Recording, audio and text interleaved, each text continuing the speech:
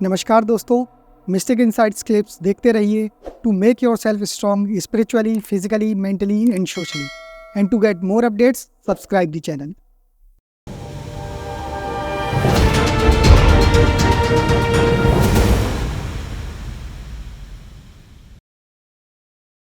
फिर हम पहुंचते हैं 30 अक्टूबर 1990 और जो समय था 1990 का गोलीकांड।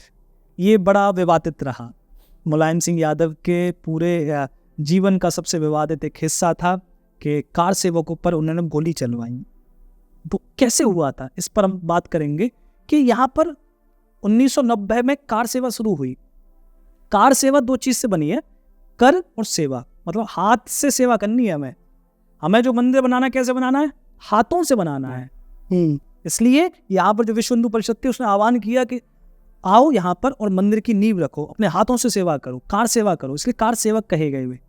पूरे देश भर से सिलाएं भी आई, 3 लाख गांव से सिलाएं आई थी। एक एक गांव, जिस जगह से वो सिला निकल गई, मतलब पूरे ट्रक में एक सिला रखी हुई है, मतलब एक ईंट रखी हुई है, जिस जगह से वो ट्रक निकला, वो गाड़ी निकली, उस जमीन को भी लोगों ने अपने माथे से, उस मिट्टी को अपने माथे से लगाया लोगों ने, जहां से वो टायर निकल के गया, जिस पर वो शिला रखी हुई है। इस बात को कहां तक दबाएंगे? हिंदू बहुत सहिष्णु है लेकिन उतना ही भावुक भी है, कैसे दबाएंगे? तो यहाँ पर 30 अक्टूबर 1990 को ये पहुंचती है कार सेवा। कार सेवा अपने आंदोलन में थी। उस समय जो सरकार थी, मुख्यमंत्री थे यूपी के, वो थे आपके मुलायम सिंह यादव। मुलायम सिंह ने सख्त आदेश दे रखे थे, बाबरी ढांचा को कुछ भी नहीं होना चाहिए। लेकिन हमारे इस कार सेवक कहाँ मानने वाले थे? कार सेवक घुस गए उसमें। धीरे धीरे करके 2 बजे कार सेवकों ने बाबरी ढांचा पर हमला कर दिया। हमला का मतलब 2 कार सेवक ऊपर गुम्बद पर पहुंच गए और वहां पर ले जाकर उन्होंने झंडा गाड़ दीना। नीचे से सीआरपीएफ वालों ने गोली चलाई और दोनों ऊपर से लुढ़क गए। दोनों ही हमारे जो वीर थे वो वहां पर शहीद हो गए। उसके 1.5 घंटे बाद फिर कार सेवकों का एक रेला आया। उन्होंने क्या किया, वहां के आसपास की जो वो थी जमीन, जो उसकी नींव थी बाबरी ढांचा की, उसको खोदना शुरू किया। यहाँ पर सीधे फायरिंग करी, 11 लोग वहां मारे गए। 2 मानस चौराहे पर, 2 सरयू पर, इस तरीके से यहाँ पर लोग जो है गोली से, पुलिस की गोली से मरना शुरू हुए। लेकिन कैसा भीभत्स दृश्य था। हेमंत शर्मा उस समय जब गोली पड़ रही थी कार सेवकों पर, वहां पर उपस्थित थे। हेमंत शर्मा ने अपनी आंखों देखा हाल लिखा है अपनी बुक में। मतलब जो चीज उन्होंने लिखा है वो पूरा उन्होंने खुद देखा हुआ है। वे खुद ओट में थे, दीवारों की ओट में, पता चले पुलिस उन्हीं को उड़ा दे। तो पुलिस अपनी मानवीय चेहरा खो चुकी थी। कैसे कि बाबरी ढांचा से 2 किलोमीटर दूर, ऐसा नहीं कि बाबरी ढांचा के पास, 2 किलोमीटर दूर सड़क पर बैठकर राम नाम का जप कर रहे हैं। मतलब वो धरना प्रदर्शन कर रही है भीड़ जो है कार सेवकों की। पुलिस ने अंधाधुंध गोलियां चलवाई, वहां पर लोग मारे। एक थे जोधपुर के सीताराम माली थे, वे क्या कर रहे थे, उन्होंने एक उसको उठाया, जो आंसू के गोले थे, उसको उठाया, नाली में गिर दी, ताकि नाली में वो उसका वो मिस हो जाए। वो पुलिस वाला गया और उनके मुंह पर बंदूक रखी और गोली मार दी। एक फैजाबाद के रामाचल गुप्ता जी थे, वे बस खाली भजन कर रहे थे, रामधुन कर रहे थे वहीं बैठ के, क्योंकि प्रदर्शन था। पीछे से रखी कनपट्टी पर और उनको भी गोली मार दी। मंदिरों में घुस कर पुलिस वहां गोलियां चलाकर साधुओं को मार रही थी। जिस तरह से ये मारा गया है तो ये तो बहुत ज्यादा क्रूरता वाला दृश्य होगा ये तो। एक महात्मा ऊपर थे, वो बाल्टी से पानी फेंक रहे थे उस पर, जो आंसू गैस के गोले थे, सीधा वहां से गोली मारी, नीचे आ पड़े। कार सेवकों का रेला भाग रहा था। आगे दीवार, जहां से अब एक कहता एंड आ गया कि अब दीवार, ऊंची दीवार, जा नहीं सकते, उस जगह पर जनरल डायर ने जैसे जलियांवाला बाग किया था, वैसे हमारी पुलिस वहां पर ये कर रही थी। हेमंत शर्मा लिखते हैं कि कुछ पुलिस वाले तो रो रहे थे गोलियां चलाते थे। तो वही ना, हम ही तो थे। वो कौन थे?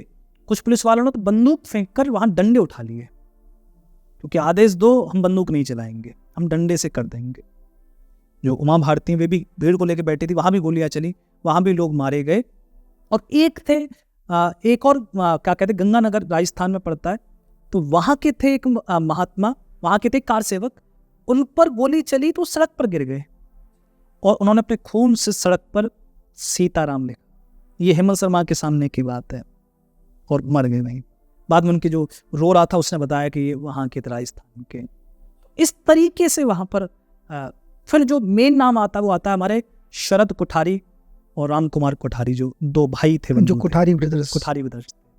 तो ये क्या कर रहे थे, ये कार सेवकों की उस भीड़ को लेकर आंदोलन करते हुए जा रहे थे।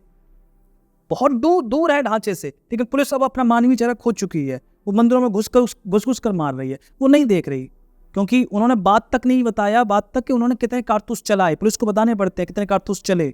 अच्छा, उन्होंने इस चीज की डिटेलिंग नहीं दी। कितने बताना है क्या, बस को 70 लोग मरे थे। अरे वहां तुमने कितने मार दिए, इसका हिसाब ही नहीं है कोई। 70 तो मतलब ऑथेंटिक भी नहीं है, बहुत कम बताते हैं कितने लोग मरे थे, बस ज्यादा नहीं थे। तो राम जो शरद कोठारी 20 साल के थे, उनके बड़े भाई 23 साल के थे, जा रहे थे। तो जैसे पुलिस ने आगे से गोली चलाना शुरू किया तो ये भागे, एक घर में घुस गए। पुलिस उस घर में घुसती है और वहां से शरद कोठारी को बाहर खींच के ले आती है। सड़क पर बिठाकर शरद कोठारी को वहां शूट किया जाता है। लग नहीं रहा ये कि ये पुलिस के काम है, ये पुलिस के काम ऐसे नहीं होते। ये ऐसा लगेगा जैसे तालिबान कर रहा हो इस चीज। जैसे आप कोई टेररिस्ट के साथ ऐसा काम कर रहे हो। राम कोठारी जो उसके बड़े भाई थे वो भागता है। अब देखो, अपने छोटा भाई को कोई गोली मार रहा हो बीच सड़क पर, तो बड़ा भाई भागेगा। जैसे बड़ा भाई बाहर आया, उसको भी गोली मार दी। पता नहीं कितनों को वहां गोली पड़ी। राम कोठारी और शरद कोठारी दोनों भाइयों की चिता वहां सरयू के तट पर सजाई जाती है। इनके पिता के इकलौते थे, 2 ही पुत्र थे, एक बहन थी इनकी। वो बहन शायद अभी राम जन्मभूमि में आएंगी, इनविटेशन उनको मिला है। इनके चाचा आए थे, पिताजी को नहीं बताई थी कि आपके पुत्र जो हैं ऐसे ऐसे शहीद हो गए। चाचा आए थे, चाचा बहुत रोते। लेकिन उस दिन वहां एक ही नारा था, वो था जय श्री राम और हर हर महादेव का। युद्ध तब शुरू हुआ, उस दिन शुरू हुआ कि अब ये ढांचा नहीं चाहिए हमें, अब ये ढांचा तोड़ेंगे हम। जिसको तुम मस्जिद कह लो, बाबरी कह लो, कुछ भी कह लो, अब इसको तोड़। तो इस बात को अगर कोई भी मुस्लिम पढ़ेगा तो उसको लगेगा ना कि कुछ तो झेला है हमने, झेला तो हमने बहुत कुछ है, कुछ तो पढ़कर उनको पता चले कि हमने क्या क्या इसके लिए बलिदान देने हैं। और सबसे बड़ी यहाँ विडम्बना की बात यह है कि हिंदुस्तान जैसे देश में ये कांड हो रहा था इस तरह का। ये तो उस समय के पत्रकार वहां उपलब्ध थे, उन लोगों ने इसकी रिपोर्टिंग करके बाद में इसको सत्यता में प्रकाशित कर दिया। नहीं तो सरकार कहाँ आने देती है सब तथ्यों को, कौन जानता है कि क्या हुआ वहां पर। हेमंत शर्मा ने लिखा, बाकी और भी पत्रकार थे, उन्होंने लिखा। फिर धीरे धीरे समय और उग्र होता चला गया। समय पहुंच गया 6 दिसंबर 1992 का।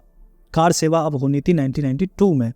उस समय के जितने भी नेता थे, अडवाणी, अशोक सिंघल, शेषाद्री, मोरोपंत पिंगले, बहुत ये मोरोपंत पिंगले तो बहुत मेन कैरेक्टर में थे, यही सब सारी नियोजन कर रहे थे। अडवाणी और अशोक सिंघल मुख्य चेहरा थे। हमारी ऋतम्बरा जी जो वृंदावन की है, इनकी तो बोली ऐसी थी कि सुन ले तो आदमी के अंदर खून में उबाल आ जाए।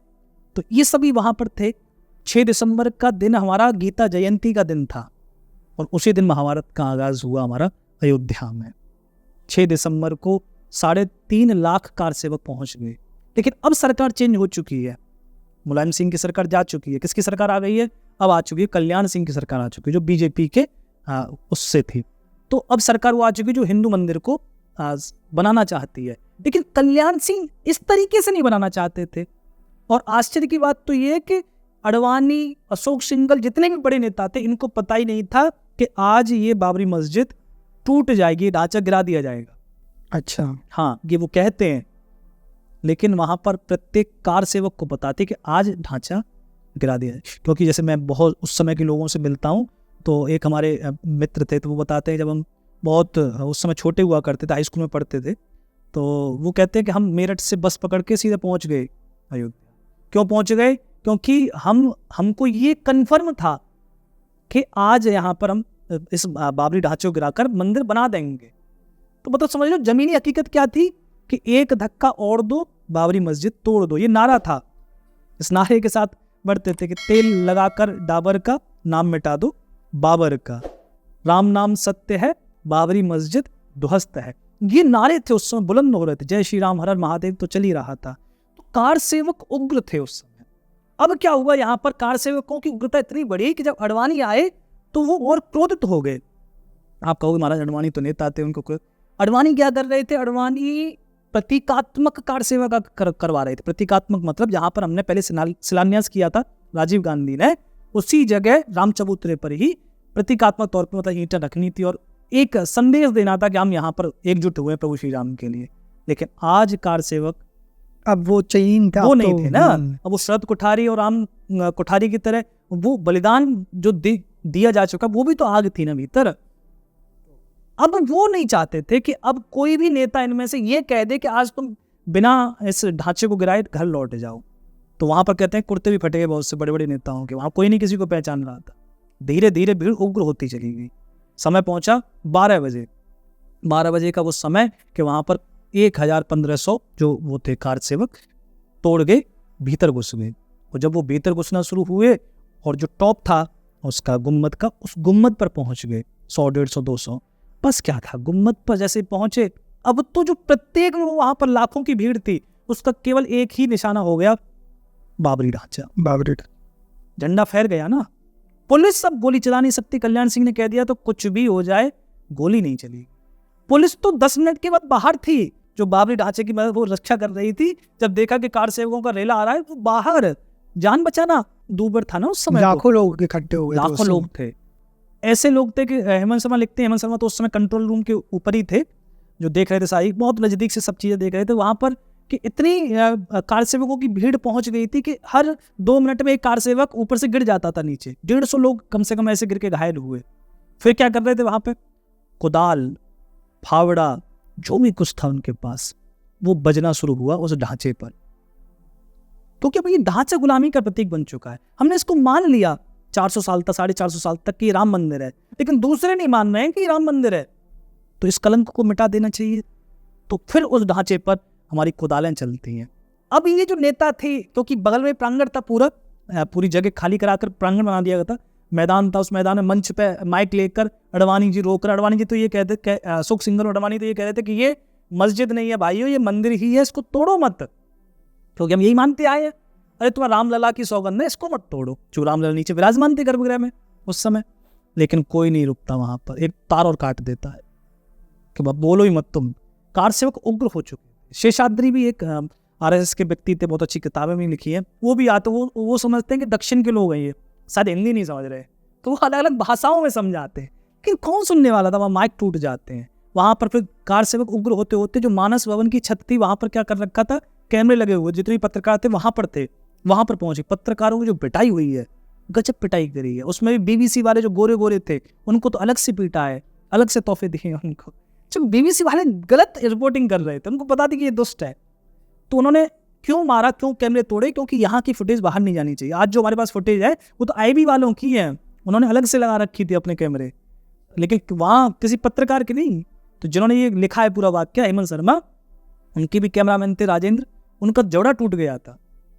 अब उनको लेके कैसे जाएं, तो सभी प्रेस वालों ने प्रेस हटा हटा के, पहले प्रेस शब्द उनको बचा रहा था, प्रेस हटा हटा के वहाँ जय श्री राम के स्टिकर लगाए, तब जाके तो बचे, नहीं तो उनको बहुत बुरी तरीके से। अब ये सब चल रहा है, उग्रता बढ़ती जा रही। 1.5-2 घंटे से वहां पर ढांचे को तोड़ा जा रहा है, धीरे धीरे करके दीवार टूट रही है, धीरे धीरे करके वो ढांचा गिर रहा है वहां पर। अब देखो भावावेग कैसा है कि बहुत बड़ा अधिकारी था पुलिस का, वो वहीं कंट्रोल रूम बहुत पास में था, 100-200 गज की दूरी पर, ऊपर बैठ गया। अब कुछ नहीं कर रहा, वो राम का जप कर रहा है आंख बंद करके।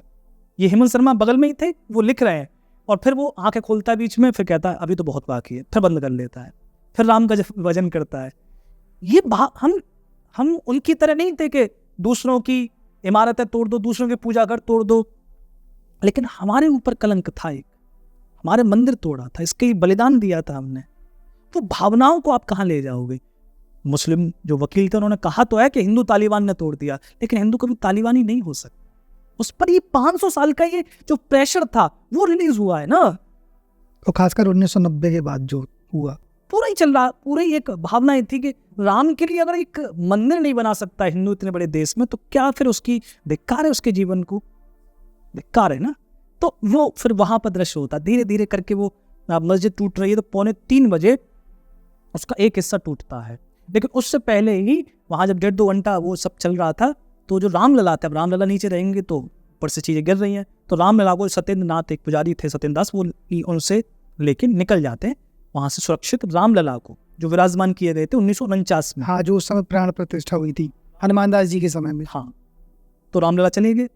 अब तोड़ा जा रहा है, 2:45 बजे बायां गुम्बद, 4:45 बजे उसका दायां गुम्बद और 4:45 बजे 4:40 पर उसका मेन गुम्बद जो है नीचे धराशायी हो जाता, पूरी वो निस्तो नाबूद हो जाती।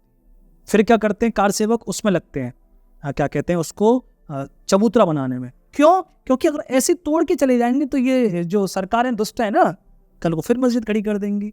अब वहां पर उनको पूरा चबूतरा बना के क्या करना था, वहां पर राम जी की स्थापना करनी थी। मतलब इसके लिए बहुत द्रुत गति से कार सेवा पूरी होती है। पुलिस का भी यहाँ पर कोई रोल नहीं रहा, पुलिस वाले हम जा चुके थे ना, कल्याण सिंह ने बिल्कुल कर दिया है, कोई गोली नहीं चलाएगा। बाकी यहाँ पर अब किसी का कोई रोल, अब कार सेवकों के हाथ में कमान है, ठीक है। वहां से रतनबरा जी भी माइक लेकर सबको कह रहे प्रसाद सब लेके जाए। प्रसाद का मतलब था कि वो जो ईंटें थी उसकी वो सब अपने सब लेके आए अपने घर। हाँ, लेकिन उसमें तोड़ने में हमारे कई सारे कार सेवक भी शहीद हुए। जैसे पहला ढांचा जब गिरता है, पहला गुम्बद, तो उसके नीचे 2 हमारे कार सेवक थे, वो नीचे से तोड़ रहे थे, वो ऊपर से गिर पड़ा। बहुत सारे लोग भी हमारे, लेकिन हमने 7 बजे तक वहां पर एक चबूतरा तैयार कर दिया और चबूतरे पर अब 18 सीढ़ी बनाकर हम वहां पर अब स्थापित करने जा रहे थे सिंहासन पर रामलला को। मतलब ये पूरी रात में तोड़ के भी पूरे दिन में, पूरे दिन में पूरे सुबह से हाँ शाम तक, सुबह से तोड़ते हुए और फिर 7 बजे तक पूरा चबूतरा बना दिया। वो चबूतरा जो यहाँ पर 30 साल तक वो चबूतरा रहा है, टेंट में जो विराजमान रामलला रहे हैं, अब रामलला को विराजमान करना था। अब ये किसी को नहीं पता कि दिक्कत ये आ गई कि रामलला नहीं थे वहां पर।